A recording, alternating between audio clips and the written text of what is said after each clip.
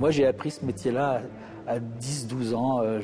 J'avais envie déjà d'être cinéaste parce que c'était un exemple, pas seulement d'équipement de caméra, de mettre de la mémoire en images, mais de rencontrer du monde, de s'intéresser à leur vie quotidienne, à leurs valeurs, à leurs coutumes, ce qui reculait les frontières un petit peu des idées toutes faites.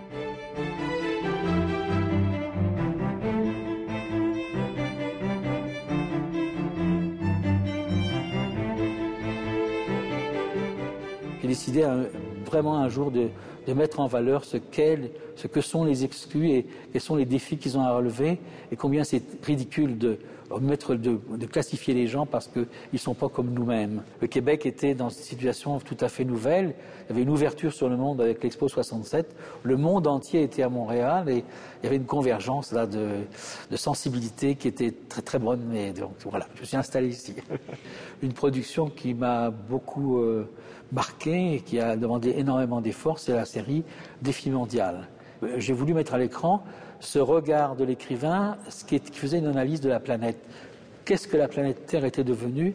Quels étaient les grands défis des sociétés? Et on disait toujours à l'époque que le documentaire était quelque chose qui intéressait personne.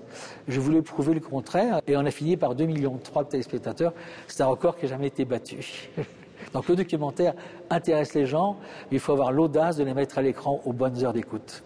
Et recevoir le prix Game of Fête, c'est vraiment quelque chose d'inattendu, c'est un grand honneur, beaucoup d'émotions pour moi parce que comme j'ai choisi le Québec il y a 45 ans pour venir vivre ici, apporter ce que je savais de la planète Terre et puis de partager avec les Québécois, puis aujourd'hui que le Québec m'offre ce prix-là, je trouve ça émouvant, c'est un retour sur le passé, sur l'histoire que j'ai mis en image et vraiment c'est une émotion très grande pour moi le prix Guy Moffett.